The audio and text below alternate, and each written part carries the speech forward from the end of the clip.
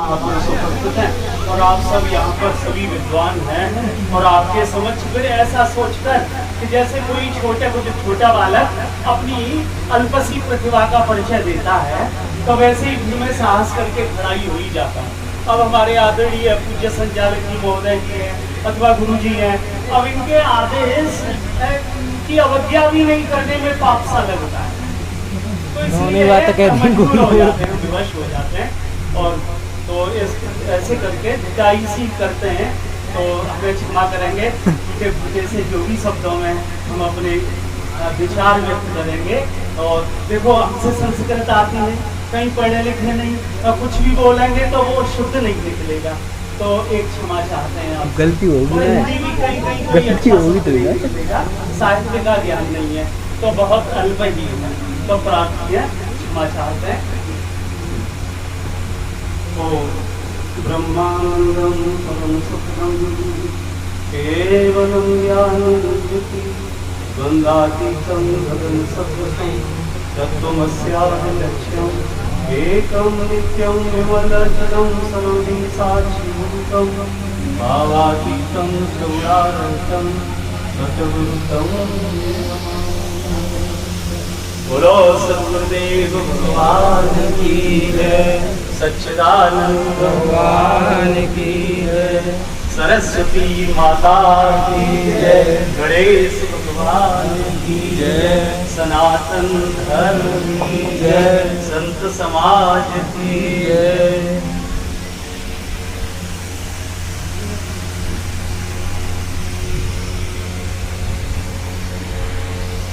परम श्रद्धेय पूज्य अर्चनीय वंदनीय प्रातः स्मरणीय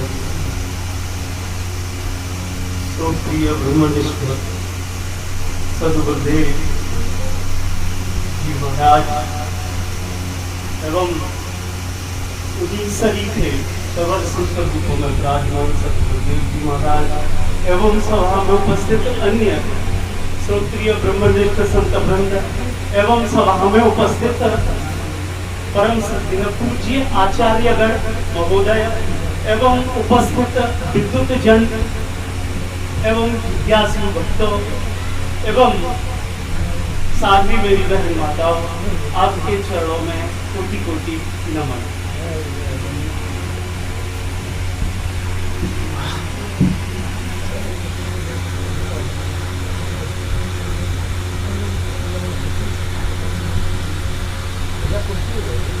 याद नहीं है किस ये प्रमाण कहाँ से है, इस पर हम गौर करें। ब्रह्म वार्तायाम कुशलम, हम ब्रह्म वार्ता में तो बड़े ही कुशल हों,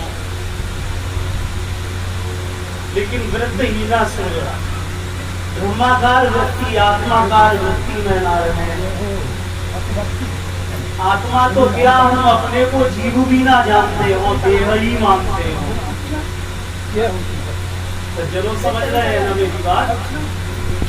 बहुत कम, बहुत ज्यादा लोग होंगे ऐसे कि बड़े भाभी यूं तो मानुष तन पावा है, तो इस देह में आकर, इस योनि में आकर, इस मनुष्य तन को पाकर इतना तो ज्ञान सहज, ये सरल सा ज्ञान हो ही जाए, होना ही चाहिए और निश्चय रहना चाहिए कि मैं देह नहीं, मैं जीव हूँ। ऐसा ज्ञान तो होना ही चाहिए। मगर दुर्भाग्य है कि बहुतों को ये भी नहीं कि मैं जीव हूँ, मैं देह के साथ ही मैं बड़ा हुआ हूँ, देह के साथ जवान हुआ हूँ, देह के साथ बूढ़ा होऊंगा और देह के साथ ही मर जाऊंगा। और सुना नहीं आपने तो पूरा है, चले जाएंगे। ये दीनता, ये प्रबलता, ये देह के प्रति दुराग्रह, मैं देह हूँ, ऐसे अज्ञान का परिचय।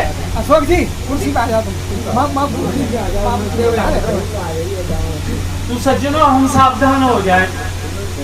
श्रुति कहती है कि आत्माकार वृत्ति से रहते हैं और ब्रह्म वार्ता करते हैं, ब्रह्म की चर्चा करते हैं, मैं आत्मा हूँ। खड़े होकर सभा में बड़े गर्व से कहते हैं कि मैं आत्मा हूँ, लेकिन देह का भान जाता नहीं, देह का अहंकार जाता नहीं है। ये अप्यतया नूनम ज्ञानम, अरे बड़ा ही अल्प ज्ञान है ये।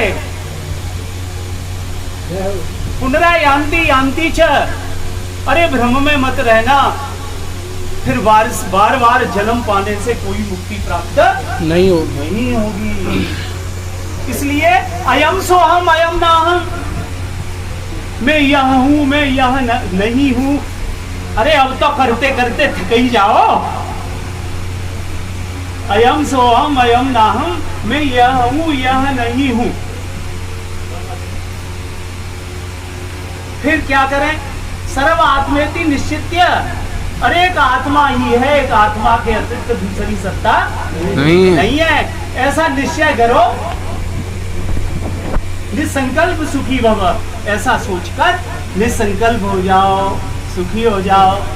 श्रुतियां कहती है अरे मैं देह नहीं हूं, मैं तो आत्मा हूं, जब तक देह में हूं तब तक जीव हूं। देह नाश के बाद मैं फिर आत्मा हो जाऊंगा। तो विद्युत जन उन्हें भी दीन ही मानते हैं।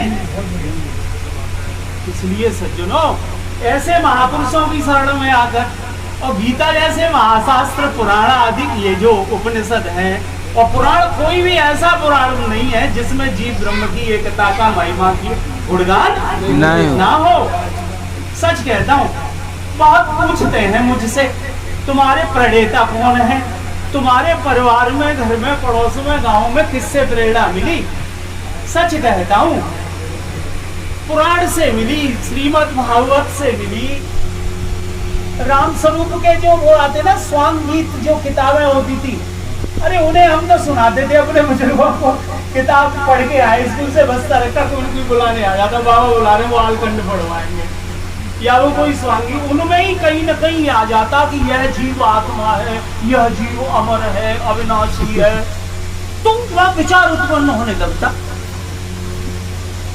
सच कहता हूँ, सबसे पहले गीता पढ़ी ना तो ना जायते म्रियते वा कदाचित भूतो हितावहन हुआ, यह आत्मा न जन्मता है, न मरता है, न प्रकट हुआ न प्रकट होगा, न ऐसा है कि पहले था और अब आगे होगा। आया ना शाश्वत पुराणों, यह अजन्मा है, नित्य है, शाश्वत है, पुरातन है, और शरीर के मरने पर भी हो सकता है कोई रास्ते में जा रहा हो, बिल्कुल अज्ञानी, बिल्कुल कहे कि मैं नहीं जानता, उससे भी पूछो तो शायद वो भी कहे कि मैंने अपने महाराज जी से सुना है कि आत्मा अजन्मा है, नित्य है, शरीर के मरने पर नहीं मरता। लेकिन और कब वो अच्छेद्य, अदाह्य, अखलेद्य, अशोष्य, न जलता है, न सूखता है, न भीगता है, ऐसे ऐसा है। लेकिन नित्यम सर्वगतम स्थाणु अचलोयम सनातना, जब ये श्लोक पढ़ा तो आश्चर्य का ठिकाना नहीं रहा। पहली बार गीता के इस श्लोक को पढ़कर मैं सच कहता हूँ कि कैसे कहूँ कि मैं उसी दिन गीता खरीद ली। हमने कहा, हमने मामा से कहा, आपने मामा ये गीता में ये लिखा है कि यह आत्मा व्यापक है, नित्य नित्य सर्वगत व्यापक है, और स्थाणु, स्थाणु तो स्थाणु, मामा ने कहा स्थाणु का अर्थ नहीं जानता मैं। अचल, बोले अचल का तो अर्थ जानता हूँ, जो चले ना वो अचल है। तो हमें ये आत्मा जन्म कैसे ले लेता है फिर कि यहाँ मरा और वहां जन्म ले लिया, ये तो गति हो गई, चलना हो गया। मामा जी बोले जानता मैं भी नहीं हूँ। तो हमने कहा पूछेंगे। बस अध्यात्म की यात्रा यहाँ से शुरू हो गई। 2 रुपए की गीता अचल तालाब से ले ली, शायद 1 रुपए की, 1.5 रुपए की, 88-87 की बात है। अब तो बस पूछना शुरू हो गया, रेल में, प्लेटफार्म पर, घर पर, कहीं रास्ते में, टांगे में, तंबू में। बाबा आप कुछ जानता होगा, हमें बता दो जी, आत्मा आत्मा जी स्थायी और अचल कैसे है? कजी हम नहीं जानते। अधिकांश बीतता गया, 92 तक कोई यही नहीं बताने वाला मिला कि यह स्थायी और अचल कहते हैं। क्या आप में सब निशंक हो गए? ऐसी शंकाओं का समाधान कर लिया है ना कि आत्मा स्थायी अचल कैसे है? तब फिर 92 में गुरु जी की शरण में आए, तब शंकाओं का समाधान हुआ। फिर महाराज जी की शरण में आ गए, समाधान। अब कहने में संकोच लगता है, छोटा मुंह बड़ी बात, इतनी योग्यता है नहीं, प्रक्रिया ग्रंथों का अनुभव नहीं है, अध्ययन नहीं है। अच्छा, प्रमाद आलस्य होने से गुरु की आज्ञा का ठीक पालन नहीं करते, कुछ गड़बड़ प्रारब्ध बस कह सकते हैं या आलस्य बस कह सकते हैं, तो अध्ययन ज्यादा अच्छा नहीं रहता। और होना चाहिए अध्ययनशील होना चाहिए। एक वेदना होती है जब युवा नहीं दिखते सभाओं में, समाज में। हर देश का भविष्य आधुनिक पीढ़ी होती है, नई पीढ़ी होती है। अधिकांश हम देख रहे हैं गाँव में जो परिपाटी सत्संगों का कार्यक्रम चल रहा था वो भी अब समाप्त साई होता जा रहा है, संख्या कम होती जा रही है और उसमें युवा नहीं आ रहे, वृद्ध 4, 6, 10, 5 और वह भी आपस में एक दूसरे के प्रति। तो कैसे आश्चर्य की बात है, हमारे हिंदू हम हिंदू बहुत उदार हैं, हम हिंदू बहुत दयालु हैं, हम हिंदू परमात्मा को कड़ कड़ में देखते हैं, हम हिंदू बड़े ही सहिष्णु हैं, हम हिंदू किसी भी धर्म संप्रदाय के जो साधना उनके स्थल है उनमें भी हम अपने राम को देखकर प्रणाम करते हैं। वो चाहे करते हो ना, हमें बुत परस्ती मानकर, काबिर मानकर, वो हमारे धार्मिक स्थलों को करते हो या न हो, लेकिन हम सब करते ही है। जय हो, जय हो। हमारा दृष्टिकोण बड़ा बृहद है, विस्तृत है। हम साधु में और पापियों में और उनमें भी जो हमारे बुजुर्गों वंशजों का नाश करते आए हैं उनमें भी हम तो उनके प्रति भी उदार रहते हैं। यदि उनके पीछे हमारा भाई उन्हें मारने के लिए दौड़ रहा हो तो उन्हें भी हम आश्रय देकर उनको सुरक्षा दे देते हैं। यही तो हुआ देश आजादी के बाद। हम इतने उदार हैं, इतने अच्छे हैं और विदेशों में भी कहा जाता है कि हिंदू धर्म के अनुयायी बड़े उदार दयालु होते हैं, लेकिन आज हम घरों में, ये मेरी पीड़ा है, वेदना है, हम घरों में हमारी सहिष्णुता समाप्त हो रही है। हम घरों में हम वैमनस्यता पाले हुए हैं। आज हम भाइयों में प्रेम नहीं रहा, एक माँ के पुत्रों में प्रेम नहीं रहा है। आज हम कर्तव्य से विहीन होते जा रहे हैं, कर्तव्य मार्ग से च्युत होते जा रहे हैं। हमारे शास्त्र भगवान कृष्ण तो का उपदेश देखिए कितना समष्टि बृहद उपदेश, सर्वभूतेषु भाव अव्ययम वीक्षते, जो समस्त भूतों में एक अविनाशी परमात्म भाव को देखता है, एक को देखता है, उसका ज्ञान श्रेष्ठ है, सात्विक। और जो पृथकत्व नहीं है जाना, जो सब में अलग अलग देखता है, उसका ज्ञान राजस है, राजस है। और जो यत कृष्ण बधे का मस्मन कालेषु अहेतुकम अत्वार्थ बदम अल्पम, जो मैं देह हूं ऐसा ही सर्व ज्ञानों का आश्रय, मैं देह हूं संपूर्ण ज्ञान की भांति ऐसे समझता है कि मैं देह हूं और सब देह ही है, ऐसा जो जानता है उसका ज्ञान तो पशुओं का सा ज्ञान है। तो जहां हमें ऐसी दृष्टि दी जाती है कि संपूर्ण भूतों में हमारा आराध्य, हमारा सेवनीय, हमारा उपास्य, हमारा कृष्ण विराजता है, और ऐसी दृष्टि रखने वाले हम लोग अपने घरों में बेमनुष्यता कर रहे हैं। हम अपना परिवारों में ठीक से निर्वहन नहीं कर रहे हैं धर्म का। हम अपने स्वजनों के प्रति, भाइयों के प्रति, भ्राता के प्रति, माता पिता के प्रति, आज हिंदू समाज में बेमनुष्यता परिवारों में बढ़ रही है। परिवार टूट रहे हैं, एकल परिवार हो रही है। माता पिता अपने हाथ से भोजन करते हैं, 2-3 बहुएं हैं वो अपने अपने लिए बना रही हैं। भाई भाइयों में झगड़ा, ये कैसा, ये क्या है ये? अरे हम सब हिंदू तो गृहस्थ में रहते हुए भी संत ही हैं।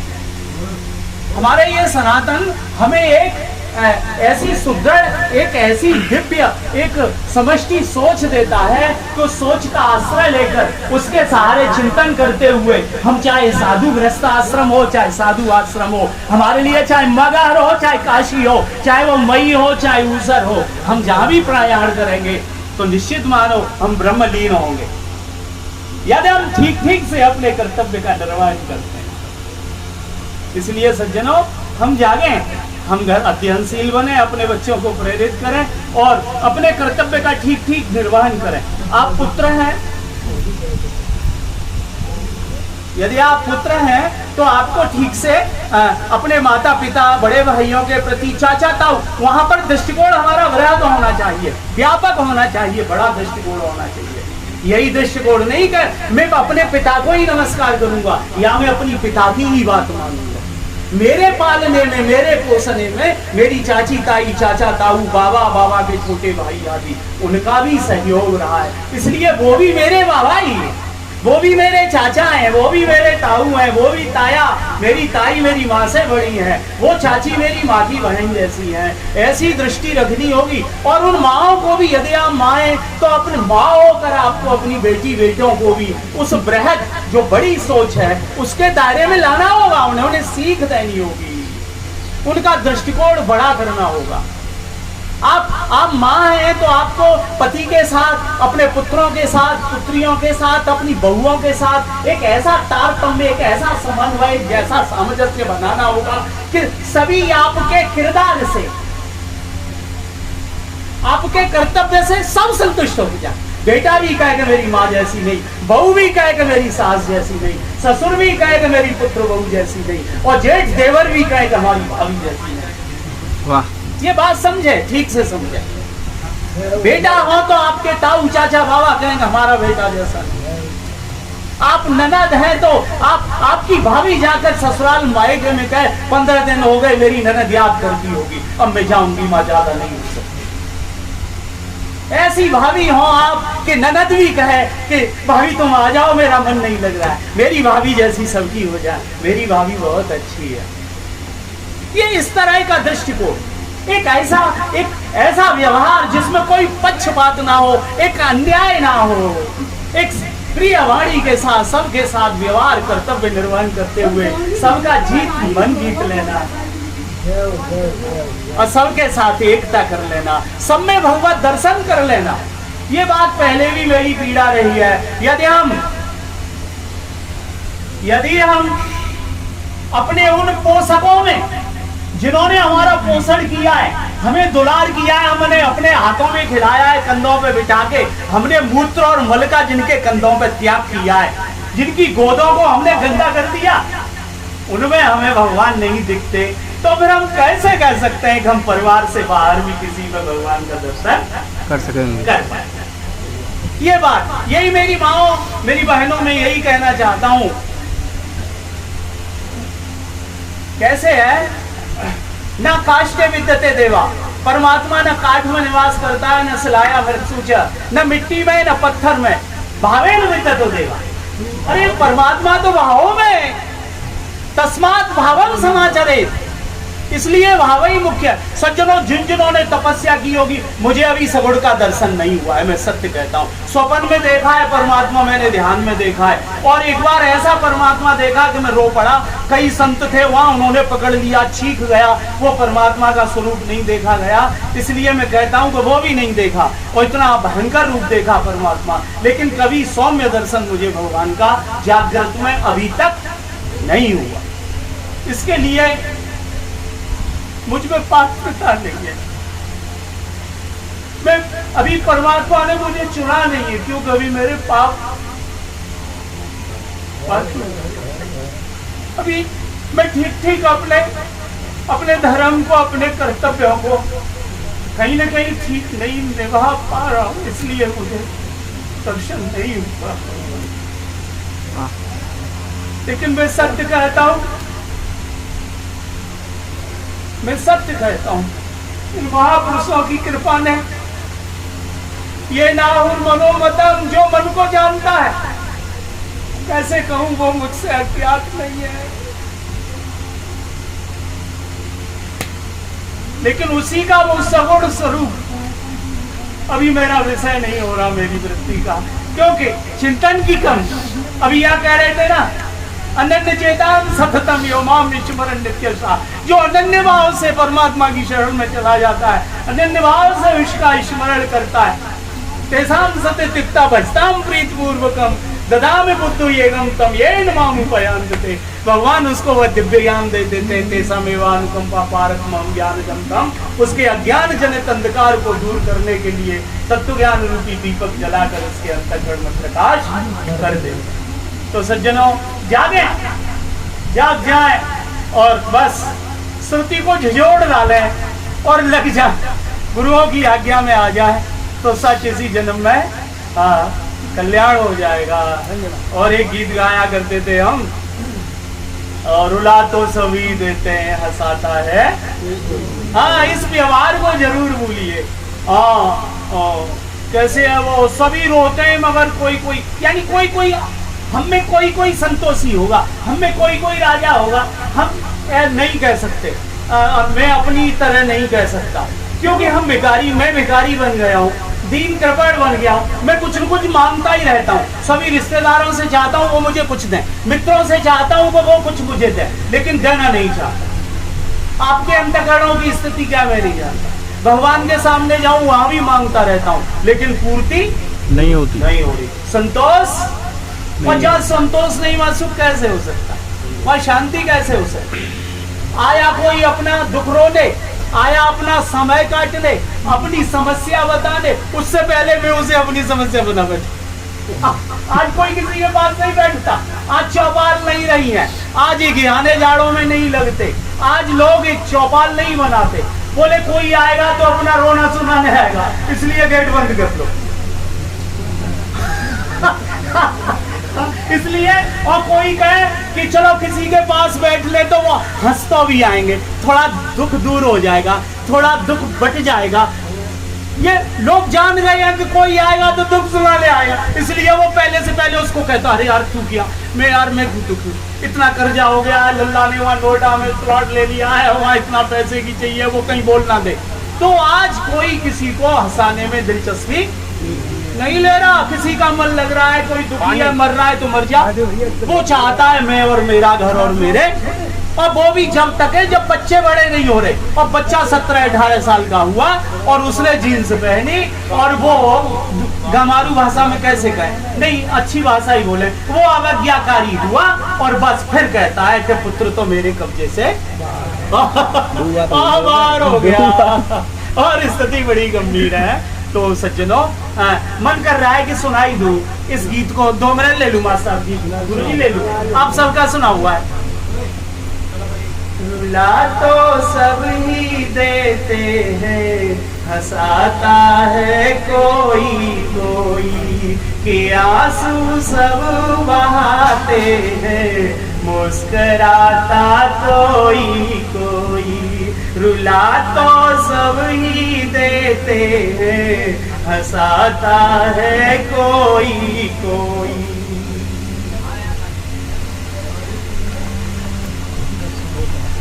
खूब सत्संग होता है, कथा भी कम नहीं होती। खूब सत्संग होता है, कथा भी कम नहीं होती। सुन तो सब ही लेते हैं, मनन करता कोई कोई। सुन तो सब ही लेते हैं, मनन करता कोई कोई। कि आंसू सब बहाते हैं, मुस्कराता कोई कोई। धूप बत्ती जला करके, शंख झालर बजा करके, धूप बत्ती जला करके, शंख झालर बजा करके, पुजारी सब ही बन जाते, भजन करता कोई कोई। रुला तो सब ही देते हैं, हंसाता है कोई कोई। सज्जनों, अगली जो बोल रहा हूँ ना, वो यहाँ हमारे जो महापुरुष बैठे हैं ना, आप क्षमा करना, आपके लिए नहीं है वो दम्भियों के लिए है, जो आज देख रहे हैं जेलों में पड़े हैं उनके लिए। तिलक छापे लगा करके, वस्त्र भगवे पहन करके, तिलक छापे लगा करके, वस्त्र भगवे पहन करके, भेष तो सब ही धर लेते, संत बनता कोई कोई। भेष तो सब ही धर लेते, संत बनता कोई कोई।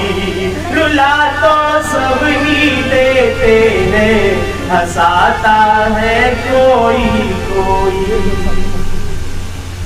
वेद और शास्त्र पढ़ करके, मेरी तरह मंच पर वचन करके, वेद और शास्त्र पढ़ करके, मंच पर वचन करके, सभी उपदेशक बन जाते, सभी उपदेशक बन जाते, ज्ञान पाता कोई कोई। सभी उपदेशक बन जाते, ज्ञान पाता कोई कोई, रुला तो सब ही देते हैं, हंसाता है कोई कोई। एक समाज में एक दोष और बहुत तेजी से बढ़ रहा है, किसी की भी बुराई को और उजागर कर देना, उसका प्रचार कर देना, और अगर कोई बहुत अच्छा है और उसकी तारीफ कर रहा है तो तुरंत आगे पर लगा देगा। किसी की बढ़ाई बर्दाश्त नहीं है किसी को। किसी की बात गिर जाए, कोई बदनाम हो जाए, किसी की बात गिर जाए, कोई बदनाम हो जाए, उड़ा तो सब ही देते हैं, बयां तो सब ही कर देते, छुपाता है कोई कोई, उड़ा तो सब ही देते हैं, छुपाता है कोई कोई।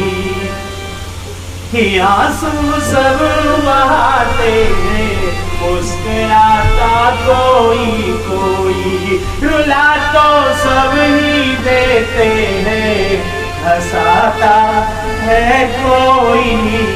आप सब मुस्कुराते रहिए, आप कोई कोई हैं, अपने अपने गांव से आप बिरले हैं, आप हर गांव से 2, 1, 4, मैं अपने गांव से अकेला सा हूं, गढ़राने से कुछ तो जा रहे हैं। आप भी यदि रोए तो फिर ठीक नहीं, सत्संग की महिमा गिर जाएगी, ज्ञान की महिमा गिर जाएगी। आप शास्त्र अध्ययन करने वाले, संतों की शरण में आने वाले, गुरुओं की शरण में रहने वाले, आप शिष्य भी यदि रोए, संतोष नहीं हुआ आपको, तो महिमा गिर जाएगी ज्ञान की और शास्त्र की। इसलिए आप हर समय मुस्कुराते रहो। बोल गोविंद भगवान की जय। बोल सद्गुरुदेव महाराज की जय। क्षमा प्रार्थना। ओम सच्चिदानंद भगवान की जय। अभी आप श्री अशोक जी को सुन रहे हैं।